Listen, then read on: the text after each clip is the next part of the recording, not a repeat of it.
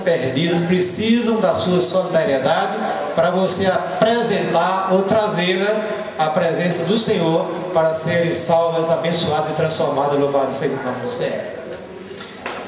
A Bíblia fala também de um surdo que era gago. Imagina o problema, né? Além de surdo, gago. Aí é parada, né, também? Veja bem, que dificuldade. Não via bem e também não conseguia se expressar bem, né? Mas diz o texto que algumas pessoas o trouxeram até a presença de Jesus. Talvez ele só não pudesse ir, não tivesse coragem, tivesse vergonha, talvez ele não tivesse nenhuma facilidade, talvez de recurso, talvez de... É uma série de coisas que às vezes deixa o homem fechado, como se fosse uma rodana, e não consegue se apresentar para diante do Senhor e implorar a sua graça e a sua misericórdia. E ali Jesus trata com aquele homem, o abençoa e o livra daquele problema. Louvado seja o nome do Senhor. Amém, irmão? A mesma coisa foi o cego de Betsaida. Ele recebeu a bênção do Senhor porque algumas pessoas, diz o texto sagrado, o levaram até a presença de Jesus.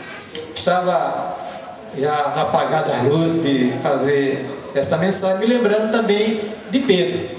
Pedro, irmãos, ele foi alcançado por Deus pela solidariedade do seu irmão André. Porque o texto diz que João Batista, quando viu Jesus, disse: eis o Cordeiro de Deus que tira o pecado do mundo. André ouviu isso, entendeu, junto com outro discípulo de João, e foram até a presença do Senhor, ouviram o Senhor. Diz o texto que André, depois que foi abençoado, a primeira coisa que ele fez foi ser solidário com seu irmão. Pedro, Simão, encontramos o Messias. Amém, irmãos? Encontramos o Cristo. Encontramos aquele que estava prometido nas Sagradas Escrituras. E o texto diz: o levou a Jesus. E ali Jesus abençoou a Pedro, transformou a sua vida, e a gente conhece a história e se segue. Amém, irmãos? A primeira coisa que eu queria que você guardasse desse texto é que a solidariedade é um instrumento usado por Deus para levar alguém a Cristo e, consequentemente, que a bênção do Senhor flui para aquela vida e o restaura. Olha, irmãos, na mensagem que eu preguei no domingo passado, nós falamos sobre Pedro, né? Jesus disse: de agora por diante serás o quê? Pescador de homens ou de almas. Meus irmãos, nós estamos tão preocupados com as coisas deste mundo, tão encharcados com elas, que a gente não está percebendo algumas verdades urgentes da parte de Deus, algo que, irmãos, está clamando pela ação poderosa da igreja, a ação solidária da igreja. E a igreja não pode viver somente para si, ela deve olhar mais adiante, estender o seu olhar, e como se fosse o olhar do Senhor, e ajudar todos a encontrarem a fé em Jesus Cristo. A segunda coisa desse texto, irmãos, que você pode observar, é que a misericórdia de Deus, através de Jesus Cristo, é a fonte de toda sorte de bênção. Amém? Amém.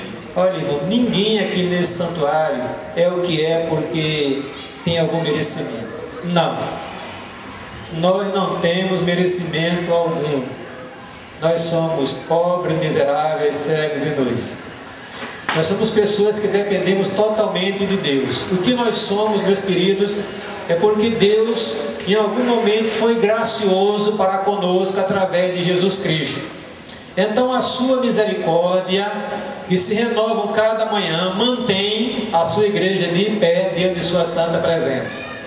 Você está aqui porque você é super crente, você não é o que você imagina ser. Você está de pé por causa da graça soberana de Deus na sua vida. Louvado seja o nome do Senhor. E a palavra do Senhor diz, meus amados, nesse texto, que o fato de Jesus ter entrado na cidade de Cafarnaum já era um mover da misericórdia de Deus na vida daquele homem que seria alcançado. O fato de Jesus dizer: eu irei curá-lo, ao ouvir a súplica dos religiosos que intercederam pelo centurião e pelo seu servo: eu irei curá-lo. E quando Jesus falou, o centurião disse: vai, o teu filho, o teu servo vive. Amém, irmãos? Isso tudo mostra essa ação graciosa de Deus. Jeremias disse em certa ocasião no livro de Lamentações, que é o livro que ele escreveu, e descrevendo a ruína, a destruição da cidade de Jerusalém, do santuário, o drama na vida do reino de Judá, o reino da casa de Davi. Jeremias disse que a misericórdia do Senhor são a causa de não sermos consumidos. As suas misericórdias não têm fim, renovam-se a cada manhã. Meus queridos, isso é de uma importância capital na vida da igreja, que ela compreenda esta grande verdade, que Deus é o Deus misericordioso para com o seu povo. Bendito seja o nome do Senhor. Amém, irmãos? Se você olhar o texto lá de Efésios 1, verso 3, Paulo começa a exaltar a grandeza de Deus. Bendito Deus e Pai de nosso Senhor Jesus Cristo, Ele nos abençoou com toda sorte de bênçãos espirituais nos lugares celestiais em Cristo Jesus. Então você é o que é, você está onde está, porque Deus foi misericordioso com você através de Jesus Cristo. A gente precisa entender, irmãos, que tudo desce para nós graciosamente através de Jesus Cristo. Não há como ser diferente.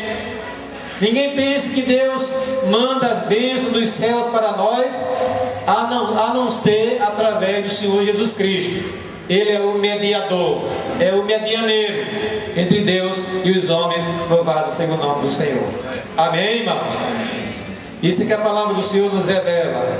Deus é um Deus misericordioso, é um Deus que tem, irmãos, prazer no seu povo. Às vezes a gente se encontra em certas situações na vida e a gente pensa que tudo está acabado. Olha para um lado, olha para o outro, para frente, para trás, e não vê vislumbre de livramento, de vitória. Outros só vivem pensando em derrotas, nisso e naquilo. Meus queridos, saiba que Deus, Ele olha para você com olhar de misericórdia. Louvado seja o nome do Senhor. Amém, irmãos? Nós ainda, irmãos, penso eu, não chegamos a compreender a grandeza desta ação misericordiosa de Deus para com o seu povo. Como Deus nos alcançou. Cada um de nós tem uma história para ser contada. Como Deus o tratou com graça e com misericórdia, como tratou aquela situação. A ouvir, a resolver ir, se aproximar, ajudar e abençoar aquele homem que estava praticamente morto. Bendito seja o nome do Senhor. Amém, irmãos? O episódio do Gadareno e os evangelhos sinóticos, os relatos do endemoniado. Veja que situação aquele homem estava. A Bíblia diz que era um homem que não tinha controle sobre si mesmo, porque os demônios que o possuíam o impulsionavam para o cemitério, e lá ele urrava feito bicho, ele feria-se com pedra, e diz a Bíblia que ninguém conseguia domar aquele homem. Ninguém, meu querido, mas no plano humano realmente não tinha ninguém que pudesse fazer aquilo, mas Jesus estava se aproximando daquele lugar, daquele homem. Louvado seja o nome do Senhor. E o Senhor começa a tratar aquele homem com misericórdia. Ninguém pediu por ele, aliás, ele era totalmente marginalizado, porque o texto diz que prendiam aquele homem, ele tinha uma força descomunal, quebrava as amarras e ficava feito bicho, despido e totalmente estragado, sem perspectiva nenhuma. Mas, irmãos, Deus é o Deus misericordioso. Louvado seja o nome do Senhor. E restaura aquele homem, vai ao seu encontro, repreende aqueles demônios, expulsa, retira. E a Bíblia diz: quando a comunidade sai para ver a notícia, presente e viram um homem sentado aos pés de Jesus, vestido, equilibrado, que foi alcançado pela graça misericordiosa de Deus. Amém. Esse é o nosso Deus, esse é o nosso guia até a morte, louvado seja o nome do Senhor. A outra coisa, irmão, desse texto que me levou a identificar e comunicar com os irmãos nesta noite é que a fé, preste atenção nisso aqui, irmãos, a fé é o instrumento da recepção das bênçãos de Deus, tanto materiais como de natureza espiritual. Amém, irmãos? E eu estava pensando, meus queridos, às vezes as nossas derrotas, as nossas fraquezas, as nossas falhas, as nossas preocupações neste mundo é porque a gente não descobriu ainda a vida pela fé. A palavra do Senhor diz que o justo, pela sua fé, viverá.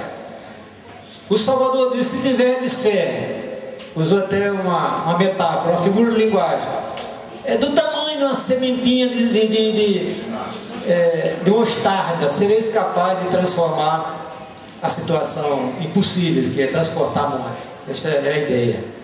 Irmãos, Deus determinou que nós e nos concedeu a fé para que nós fôssemos a usássemos para recebermos as bênçãos dele. O justo pela sua fé viverá, diz a palavra do Senhor. E você deve entender, porque aquele homem, diz a palavra, ele julgou-se indigno de se aproximar de Jesus, ele achou-se pecador demais, essa é a grande verdade, né? E disse que o Senhor desse apenas um comando, uma palavra. Diz uma palavra, até eu gosto de usar no momento da oração. Diz apenas uma palavra e o meu céu ficará curado. Irmãos, precisa de fé para dizer isso. Amém? Precisa de uma fé viva, poderosa para confiar na palavra do Senhor. Às vezes, irmão, nós sofremos, nós fazemos os outros sofrer, e estendemos o sofrimento, porque tem gente que não consegue sofrer sozinha, né? Eu, pelo menos, tenho uma pessoa da minha família, quando está com problema, ela dispara em todas as direções, só todo mundo com ela. Parece que não tem coragem de sofrer.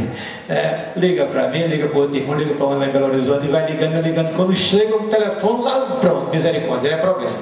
Mas, irmãos, a gente precisa entender que Deus, Ele dá vitória ao seu povo se Ele exercer fé. É isso que a palavra do Senhor quer nos revelar nessa noite, irmãos, que a gente aprenda a descansar no Senhor, confiar nele. Entrega teu caminho ao Senhor, confia nele, porque tudo Ele fará. Mas às vezes, irmãos, a gente entrega nas mãos do Senhor e depois pede de volta.